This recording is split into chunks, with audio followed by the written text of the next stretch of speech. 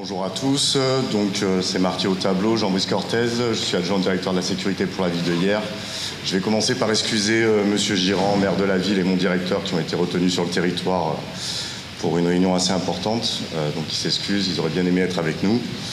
Et je vais baser mon propos, et je remercie l'IRMA de nous avoir invités, plus sur de l'opérationnel et sur un retour d'expérience réel qu'a vécu la commune de Hyères en 2014 et bien sûr articulé sur le thème de la journée, c'est-à-dire le rôle du PICS dans notre gestion de crise sur cet événement-là et surtout le bienfait des protocoles qui ont été mis en place depuis 2009 entre tous les gestionnaires de crise de la métropole Toulon-Provence-Méditerranée. Je vais vous faire rapidement, puisque ce n'est pas le but de la journée, mais quand même pour que vous compreniez l'événement, un contexte de la ville de Hyères et relatif aux inondations. La ville de Hyères est soumise au risque inondation avec divers aléas, mais surtout le risque lié à des crues de deux cours d'eau qui sont le Gapeau et le Roubaud. Pour vous faire assez simple, un à l'est, un à l'ouest, avec deux cinétiques totalement différentes, puisque le Gapeau, c'est environ un bassin versant de 550 km² et qui est composé par un syndicat mixte également, qui regroupe 15 communes, alors que le Roubaud, son bassin versant, est à 99% sur notre territoire. Donc pour faire très simple, s'il pleut très fort sur la commune, on va avoir le Roubaud qui va nous poser des soucis. Si tout le bassin versant est alimenté plus fort sur la commune, les deux vont nous poser des soucis. Donc on peut avoir, il y a un PPRI là-dessus, donc un zonage fait par les services de la DDT, très précis, un bassin de population et des enjeux très importants. La ville de Hyères, c'est quand même 13 400 hectares environ. Donc un territoire assez large, c'est la deuxième commune du Var, il me semble, en superficie, et la 15e ou 16e de France. Donc évidemment, si on parle d'opérationnel et de gestion de crise, vous imaginez bien qu'entre les deux fleuves, il y a beaucoup d'enjeux et qu'il y a beaucoup de déplacements. Donc les services de secours ou autres sont amenés à prévoir et anticiper ce genre de problématiques. En plus de ça, en termes d'aléas, on a une zone littorale avec environ 36 km de plage et 120, il me semble, de littoral en tout, qui peuvent être des phénomènes aggravants, puisqu'évidemment, cette zone littorale est un exutoire pour l'écoulement des eaux. Donc évidemment, chez nous, quand on a un régime de vent d'est et que ça fait bouchon aux exutoires, en plus des crues des cours d'eau, ce qui est marqué dans la dernière phrase, on a les problématiques de ruissellement qui se rajoutent à tout ça. Et pour finir le contexte complet, nous, pour l'instant, on est séparés entre deux papis, un pour le Roubaud, un pour le Gapeau. Donc évidemment, pour la ville de Hyères, en termes d'opérationnalité, il faut composer aussi avec les deux partenaires qui portent, un par la métropole et un par le syndicat du bassin versant du Gapeau. En termes d'enjeux, donc, on vous a listé ce qui est le plus important, ou en tout cas dans la hiérarchisation de nos actions. Donc vous voyez, 24 campings, évidemment tout ça soumis au risque d'inondation de lycées, de collèges, 10 écoles, de crèches, je ne vais pas lire ce que vous avez à l'écran. Évidemment, avec de la hiérarchisation, et puis selon les temps. Puisque crèche, école, par définition, le week-end ou les vacances scolaires, on va avoir ces enjeux-là, seront mis de côté, et puis en jour ouvré ou en jour scolaire, mais il va falloir les prendre en compte. On vous a mis bassin de population de 10 000 personnes, ça c'est le bassin propre vraiment sur les deux cours d'eau. Les estimations peuvent monter à 17 000 personnes en cas d'aléas concomitants sur le territoire sur le même jour. Ça ne nous est jamais arrivé, je touche un peu du bois parce que vous imaginez bien que 17 000 personnes incluent beaucoup d'opérationnels. Je vous ai mis un peu, j'espère que c'est un peu une vieille carte, mais je vous ai mis un peu le territoire de l'intercommunal pour vous situer la ville de Hyères. Donc vous voyez bien tout à l'est de ce territoire-là. Et on va rentrer dans le vif du sujet. Donc je vais vous parler d'un événement qui s'est passé en janvier 2014, en gros du jeudi 16 janvier au dimanche 19 janvier, et un événement qui a pu être anticipé grâce notamment à certains outils. Ça a été évoqué juste avant, notamment la société Predict, avec qui on est contractualisé depuis 2009, et la réactualisation de notre PCS. Ce qui va nous permettre, nous, dans un premier temps, rapidement, de mettre en place deux plans qui sont essentiels pour la bonne gestion et réduire la vulnérabilité du territoire, qui est le plan de vigilance voirie. Donc en gros, on a deux actions qui sont soit la mise en place des équipes pour les barrières sur les voiries les plus inondables, et puis une équipe panneau que vous voyez à droite qui va être déjà prête, équipée dès le départ de l'événement. Et bien sûr un plan intervention avant inondation qui est là la gestion de tout le réseau pluvial, c'est-à-dire envoyer des équipes et leur permettre sur les points les plus sensibles d'écoulement des eaux de nettoyer le plus efficacement possible tout ce qui pourrait faire embâcle ou opposition à l'écoulement des eaux. On vous a fait des petites fixes sur les mentions de notre main courante pour vous montrer, pour entrer dans le vif du sujet sur l'entraide intercommunale. Donc le vendredi 17 janvier, on a préalerté l'ensemble des services communaux une fois qu'on avait reçu les messages de vigilance concernant l'événement à venir. Et vous voyez que une fois que l'on a fait ça et qu'on a rempli nos obligations légales, donc évidemment les services de la préfecture, du département, tous les institutionnels, on se tourne directement via le protocole qui est défini depuis 2009 entre auto-gestionnaires de crise vers le PC du PICS, donc plan intercommunal de sauvegarde, pour dire qu'on s'est préparé, qu'on va certainement rentrer en phase opérationnelle et au plus haut niveau opérationnel de notre PCS au vu de ce qu'on nous annonce. Et là, pour le coup, on les avait sollicités vraiment pour avoir des moyens anticipés sur l'ouverture d'un centre d'accueil de regroupement des impliqués, puisque vous avez vu 10 000 personnes, mais sur, on va dire, la première zone inondable, on est déjà sur un volume de 2000 à 2500 personnes, qui nécessite évidemment pas mal de moyens si on doit les accueillir en cas d'une évacuation décidée par le commandant des opérations de secours. Derrière, vous voyez la préalerte aussi de la DPC 83, donc protection civile, et de notre CCFF qui font partie de notre réserve de sécurité civile. Le 17 janvier à 14h, donc la société Prédict nous contacte pour nous alerter sur la situation météo du week-end. Et donc se met en place à partir de ce moment-là l'ensemble de notre plan spécifique au risque d'inondation sur le territoire.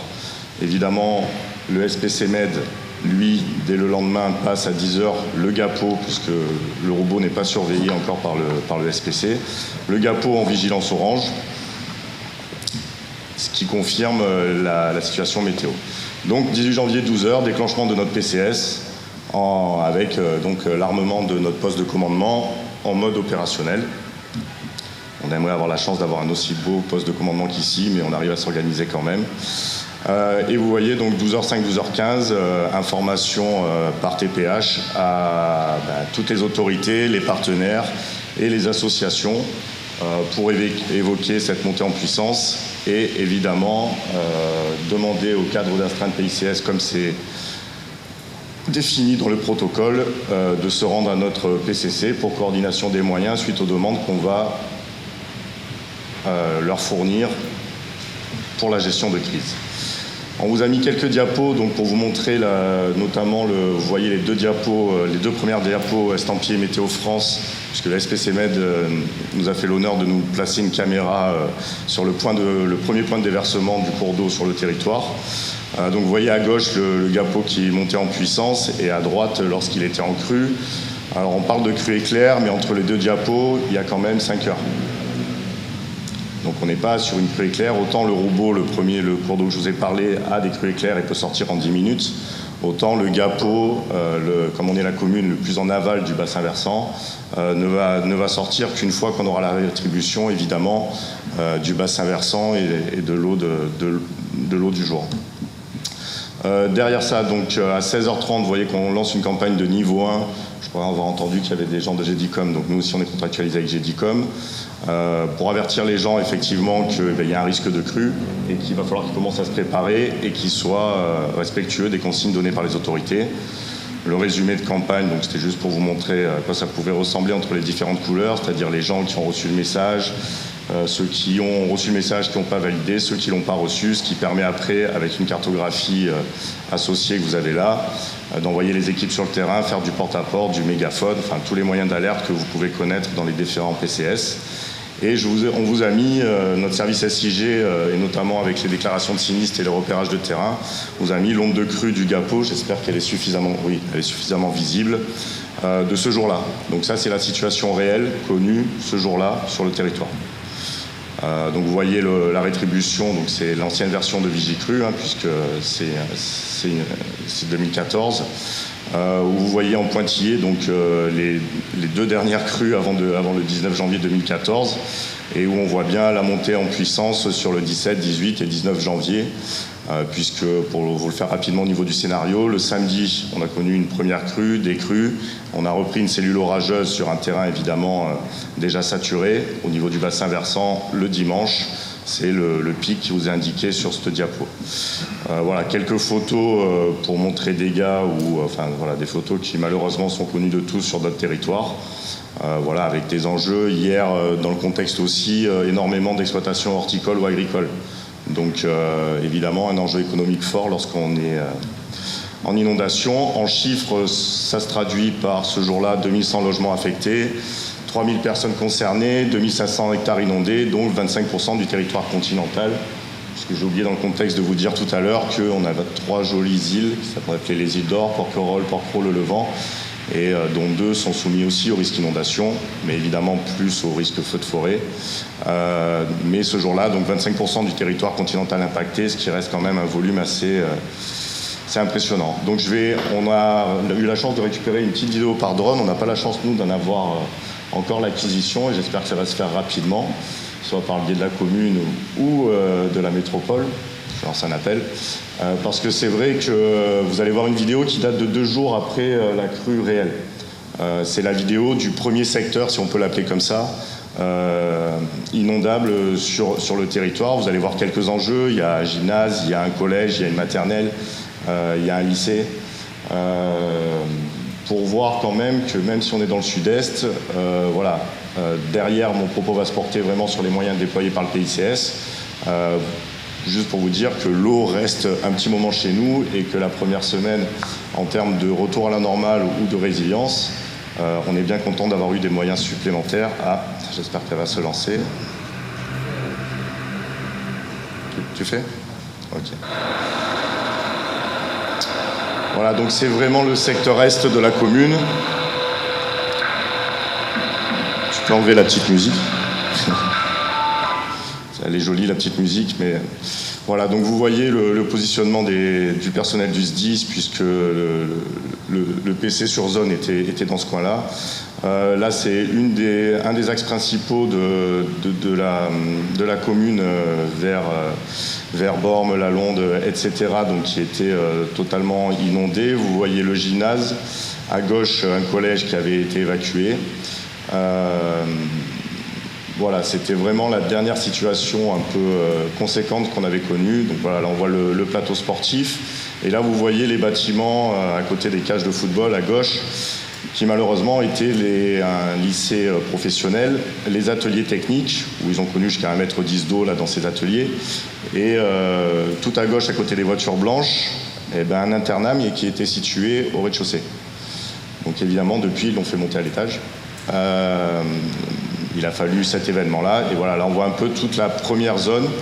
Et malheureusement, vous voyez derrière aussi le 54e régiment, donc des militaires derrière, et des ateliers techniques, militaires, etc., qui ont été inondés totalement ce jour-là également. Donc ça a été réfléchi aussi en termes de réorganisation chez eux. Voilà, donc là, on parle bien de 24 heures après la crue. C'était juste pour... Ouais, je pense qu'on peut la couper là, c'était juste pour montrer. Je te laisse faire, merci. Donc pour le PICS, qui est vraiment la thématique de la journée, c'est pas moins de 61 agents sur cet événement-là qui ont été mobilisés suite à nos demandes et les protocoles définis. Donc je ne vais pas citer toutes les villes, vous les avez sous les yeux, et qui ont permis de renforcer notre capacité et de surtout réduire le temps de l'après-crise. L'après-crise après cet événement a duré 3 semaines. Je pense que si on n'avait pas eu cette aide-là la première semaine, on aurait pu en rajouter 1 ou 2 très facilement, puisque des gens formés avec des moyens matériels adéquats à la situation, et puis exercer. On vous a mis quelques photos qui sortent un peu du contexte, ne sont pas de cet événement-là, mais pour montrer nos collègues, dont certains sont dans la salle, désolé pour les photos. Donc à propos du plan intercommunal, les renforts du PICS, 39 missions sur cette semaine-là, diverses et variées, vous les avez toutes en liste. Et évidemment, la mission la plus importante, ça a été l'épuisement de l'eau, qui a permis de libérer notamment les services du SDIS sur ces missions-là et qui a pu se reconcentrer sur des missions qui ont vraiment été sur du secours ou de l'aide sur le relogement aux personnes. Pour vous dire aussi que via le PICS, et toutes les communes sont contentes d'avoir cette possibilité, on a des conventions, on a un réseau radio qui lie tous les gestionnaires de crise et toutes les communes lors d'événements qui fonctionnent très bien sur le territoire, où qu'on soit. Donc ça, c'est vraiment un plus pour nous. Je ne vais pas développer le PICS parce que je pense que Frédéric Giraud en parlera avec M. Chenvar tout à l'heure sur la philosophie, la création. Mais hormis la mutualisation des moyens humains et matériels, ce qui est vraiment très intéressant tout au cours de l'année, c'est le partage d'expériences et toutes les réunions qu'on peut faire ou les exercices en commun, puisqu'évidemment tous nos territoires, même si on a des risques communs, sont différents, ont des problématiques différentes et ça permet d'avoir un vrai échange entre nous, de partager les expériences et de mettre ces expériences à échelle de sa commune avec les particularités de chacun. Pour les moyens techniques, puisque le PICS aussi se traduit par un document dans lequel on essaye de réactualiser le mieux possible les moyens de chaque commune. Donc j'ai essayé de lister, j'espère que j'ai rien oublié, tous les moyens qui sont inclus dans ces documents et qui peuvent être mis à disposition d'une commune touchée lors d'un événement. Là, j'ai ciblé inondation, mais évidemment que pour tous les risques ciblés dans chaque PCS des communes, ces moyens sont des renforts importants, avec des renforts humains aussi, on vous a mis ce qui nous paraît le plus cohérent avec le risque inondation et le propos d'aujourd'hui, mais les conducteurs d'engins, les élagueurs, les manutentionnaires et les personnels avec compétences spécifiques, notamment agents de sécurité ou CACES ou SIAP, qui peuvent être un plus, puisque même si on en a sur la commune, ça peut être quand même un plus. Mais les conducteurs d'engins et les élagueurs, j'insiste là-dessus, c'est vraiment quelque chose qui nous a permis de faire des actions et de limiter notre temps de crise. Ce jour-là, je vous ai mis des petites photos de notre réserve de sécurité civile, principalement composée de l'association de protection civile et du CCFF. Voilà, là c'était un jour d'exercice sur les motopompes pour être sûr de pouvoir les utiliser. Voilà, donc nous, commune de Yerres, on a été ravis ce jour-là d'avoir cette entraide intercommunale. On continue, malheureusement depuis 2014, on a connu d'autres risques, tornades, feux de forêt, inondations un peu moins aggravantes sur le territoire. Et à chaque fois, on a pu bénéficier d'une aide ou de moyens lorsqu'on l'a demandé autour de l'interco. Et j'en remercie la métropole, la ville de Toulon, vers qui les demandes arrivent et les traite du mieux possible et nous fait le retour très rapidement. J'espère que j'ai tenu à peu près le temps. Je vous remercie et je suis prêt à répondre aux questions s'il y en a. Avec brio. Merci. Merci. Y a-t-il des questions dans la salle ?